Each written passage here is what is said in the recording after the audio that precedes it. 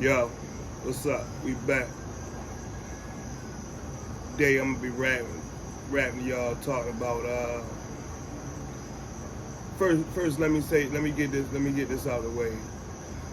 These stories, some of them might come in chronological order, some of them might be off the top of the dome, but for the most part, everything that I'm going to tell going to be my story, and all of it's going to be cautionary tales of street life.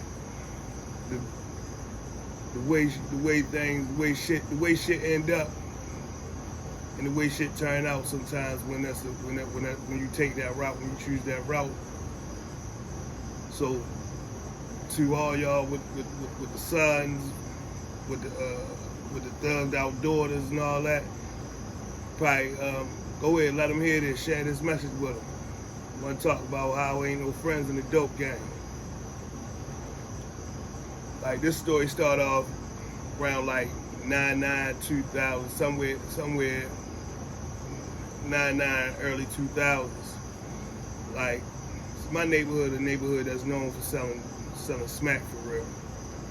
Those that's not from Baltimore, you know, everybody know Baltimore is a heroin city.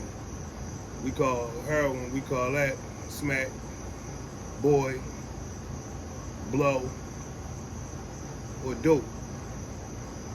So yeah, this take place around like the early 2000s, 99, somewhere around that time, and I came off the porch a few years prior to that. But you know how you always got that dude in the hood that you admire, that something about him that you like. And I ain't gonna use real names in this one, so you know, we gonna call that dude Slick. And the big man, we gonna call him Black. We gonna do it like that. So Slick, that was always my big homeboy, and I was young at this time. I probably was around about 16, 17 or so. He was like in his early 20s. You know, when the crazy thing about it, he took a real liking to me. Like, we got really close for real. Like, we had that bond. You know, we both was into like that dressing, that slick shit, that fly shit, you know. But nevertheless, Slick, he was doing his thing, and like, you know, he put me down. He put me down. But Slick was fucking with Black, and how they say, a motherfucker want to see you do good, but never want to see you do better than them. It was something like that. But here go the story. Like, I can remember my man. He had it was around his birthday. He had bought himself the Denali truck. You know, everything going good around this time. Like, it's a lot of money in the hood. Everybody eating, everybody happy for real. And not too long after that, Slick had bought his first house. Now, this house was in the hood, but it was off of the main track in the little DL little place of the hood. Not our hood, but it was still a hood. But nevertheless, it wasn't a lot of traffic, and it was more so like a homeowner's block. So he had got the house remodeled, and he was just so excited about it, you know. He brought me down there and want to bring me down there and show me the house, show the house off and everything, and showing me, you know, he got the hardwood floors, he got the brick setting in the wall, chandeliers, hot tubs. Like, he was glowing up. He was definitely glowing up. And it was this one spot that he had showed me in the house. And I know he showed this to me because he knew I was loyal. And he knew the relationship we had. Like, he knew I wouldn't cross him. I don't know if every other city have like a vestibules. If not, it's like you come in off of the street and you open your front door and you're like in this little square box area. And most of the times you may have a step, but there's always like another door there that you'll have to unlock before you can enter the house. And he had a step, but it was a brick that you could pull out of the wall. And he showed me that. And this nigga had money, like lined up, just had that motherfucker lined up with money. And smack. So it was like, if a motherfucker was to come in there, how many times you think they gonna run past that? And that's just what happened. So, Slick going out of town. But Slick don't know that Black getting jealous. Black getting jealous of him. Black don't like the way he moving. Black don't like a lot. There's a lot of shit Black don't like. But Black really on some, and it's hard for me to understand, like, how can you be on some hater shit when you got more than what I got? But it be like that. So anyway, how the story go, Slick had let Black know he was going out of town. Now Black from the hood, but Black older than us. And when you got that kind of money, there's always a few things that you keep in your company. And Goons is one of them. So when Slick say he going out of town, Black put the play together because he keeps some cruddy niggas. And them niggas went down there and they went up in the spot.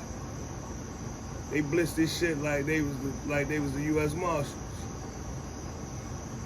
But they ain't get shit. Well, not the shit that they was looking for. You know, they got Cartier glasses, watches, clothes, shit like that. But the thing that hurt my heart the most because when Slick got back in town, Slick already knew what was up. Slick knew Black had did that.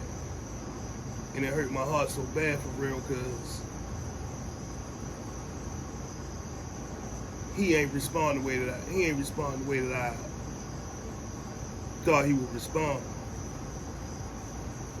So now it's more so like I'm looking at him and wondering,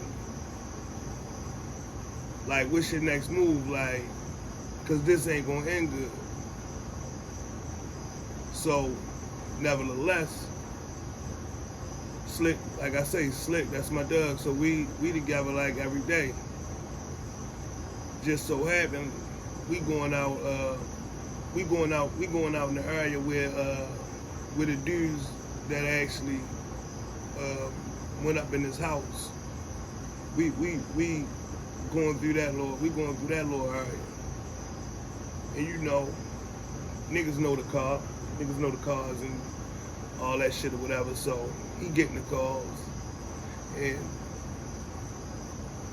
I was kinda like oblivious to a few times, like we even sat on the nigga house.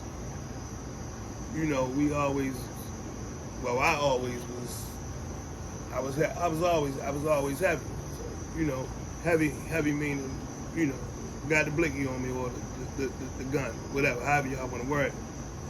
But Slick knew he had the right one with him.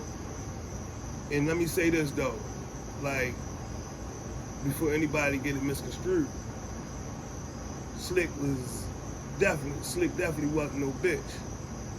But me as a man looking back at it now, I think Slick felt like he was in too deep, because one thing about it, when you fucking with a nigga that got money, even if you do get him out the way, it's a lot of shit that come with that. So I think yo was more so weighing his options out. But like I said, we playing a dangerous game. So I never forget it. One night, me and Slick, we out to Windsor. You know, the Windsor, that's a local restaurant and club here. Cool little spot, you know, seafood, different things of that nature. You know, go in there and get your crabs and all that. So we out there, just me and him. We out there eating whatever. I forget what we was eating, forget what we had. But when we pulled back up in the hood that night, like, and see this nigga Black, yeah, he had the bag, the super bag. But before he got to where he was at, he was a cruddy nigga. So putting niggas together, that ain't shit. And he knew one thing about when you got that bag, it's easier to manipulate the younger niggas or whatever. So when we pull up in the hood, we pull up at the top of the block, but the whole hood in the middle of the block, and you can see everybody up there in the middle of the block, big ass dice game that Black orchestrated to have everybody in one spot. So it'll be hard. It can go down smooth, basically. Because when we pulled up in the hood, Slick asked me, did I had a blicky down here? I said, nah. I said, yo, that shit up the street. That shit up the street at my baby mother's house. So we hop out the car. Now, Slick knew that these niggas was down here because they had, that was the I'm gonna say the murder mobile. Like, if you ever see the Brady Bunch before, you ever seen that station wagon, that old ass station wagon with the wooden panels, big dumbass joint? They had one of them. That bitch was cruddy. When I say that bitch had this dark ass tint on it, he like, this they car. So we walk up Warwick instead of going into the block. As we going up Warwick, and like I said, this is a dope strip. So if you know anything about a dope strip, you know any and everything come through it. And we see a dude that's from around the way, and we knew his cousin had just bought a 4.4 from a white boy. 4.4, that's a big ass handgun for, you know, people that ain't really into that shit. But yeah, we see yo, Slick say yo. He say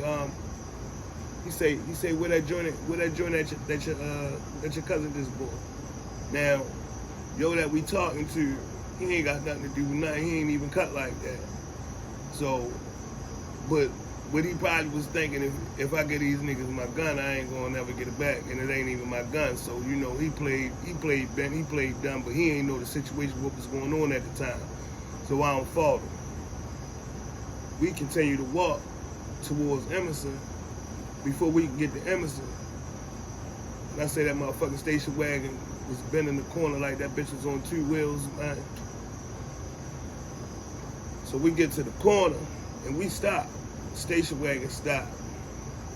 And this little bony ass, and I say, man, little bony ass, tiny ass, like, but nigga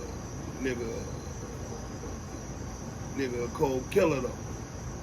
That's real. Yo hop out the car.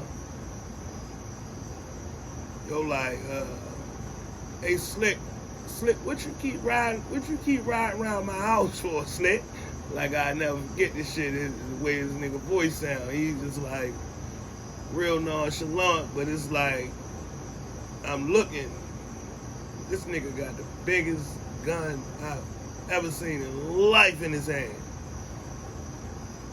And I'm gonna be real with you, I ain't planning on dying that day when I woke up that morning.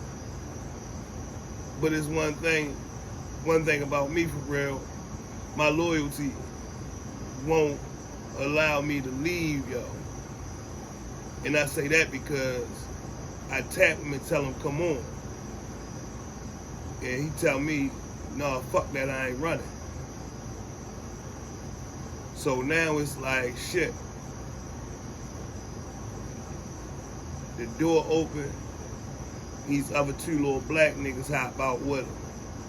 I ain't never trust them black niggas. I always felt them little black niggas be sneaky and cruddy. So as they hop out, he's saying whatever he's saying. Why he coming around his house? I just remember Slick saying, yo, put the gun down, let me talk to you. Yo say, niggas don't put no guns down, yo. And I'm just like, man, what the fuck we done got ourselves into? What the fuck I done got myself into? And they come across the street, man, and they box us in. It's like triangle defense. I can't tell you what the conversation was. Excuse me. I can't tell you what the conversation was. Because I was thinking 50 different things at that time. And once they boxed us in, my only objective and my only mission was to get the fuck from up there and get back to them before it's too late. And that's what I did. I put my head down and I just walked through. And I walked through them, like just walked off. But it fucked me up because I was surprised that they just let me walk off like that. And as I was walking, I was trying to pick up my pace to get to the block. And I turned on Loretta. When I turned on Loretta, I just get to yelling, yo, get the gun, get the gun. Oh, you know, all that kind of shit. Everybody look up and get to grabbing the guns. Just my homeboys, which like most of them did. Like I'll get into that later. But yeah, everybody get the grabbing guns. You know, off the car tire, underneath the car, all that type of shit. I grab, nigga, give me a gun. We all run down there. By the time we turn back on the Warwick, I just see the one dude like wrestling with him, trying to pull him in the car, and the other dude, like, this man actually be fighting for his life at this point, because he know if they get him in that car, he know it's curtains. He know what's up. He know where they taking him at. And I won't say the spot, but if I was to say the spot, y'all know what the fuck is up. Y'all know what the fuck going on. But especially people from here. But yeah. So the dude, he kicking the door, and he kicking the door so hard on his leg, like he trying to break his leg, or make him put that bitch in the car, one. But he ain't going. He ain't going. And we get to running up there. As we running up there, we start opening fire. You know how I go. So yo just hurry up, jump in the car, and they take off. We get chased behind the car. And I tell you, like, to be young, man, it's like the dumb shit you do. We across the street from McDonald's, in the middle of the street, shooting at a car going up Franklin Street.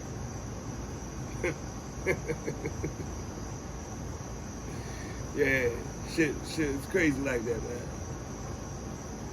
And as we chasing the car, we look up. I mean, you know, you really think you're gonna catch the car on feet? But we look up, and Slick had kicked the dude out the car. But remember, it was two of them. Kicked one of them out. And that shit was like Christmas morning. Because it was like, if we catch him, we gonna barbecue his ass. No questions asked. But if you know anything about that 7-Eleven on Franklin Street in Baltimore, I tell you, that's like, and I don't know if other cities like this, you know, get in the comments, you know, and let me know. But like that 7-Eleven right there, it's like the police substation. Like, man, I'm telling you, man, they be you might go to get a Sprite, and you can see them back there behind the joint. The police always, it's like the substation. And we get to chasing, yo. Like, he had a little distance on us already. He was only like, I'd probably say like a half a block away from the 7-Eleven when he got kicked out the car. You know, long story short, we don't catch him. The crazy thing about it, God was on Slick's side that night too. Cause the car happened, wind up getting pulled over by the elementary school. Like, and I won't go into all of what they said, like how Slick was. I mean, of course he had been fucked up, scared. I don't care who you is. You can act like you the toughest nigga in the world, but situation like that, I know afterwards your heart gonna be racing. In the heat of the moment, you might only be thinking about surviving and don't have time to be. But after he made it out that car, man, you know, we had jumped in the car and we had rode up there, rode past. See they had everybody on the curb and shit. And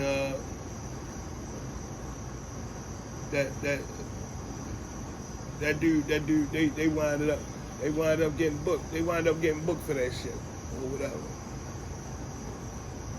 And that pretty much goes to show you how when you think you got a friend in this game, regardless of he got more than you, he got less than you, sometimes it be the nigga right next to you. Most times it be the nigga right next to you that's waiting to cross you out. And it usually don't go like that. It usually don't go like a nigga got more than you and wanna X you out, but some dudes just got that pedigree. Like, that's what I'm saying, shorty. Don't throw your life away when you can be something much more than the next dead body, the next post on Murder Inc. But I'm gonna go ahead and leave this one right here where it's at. Until next time, I'll be back. Rap to y'all again. But you know, like, subscribe. You know how I go. Till next time.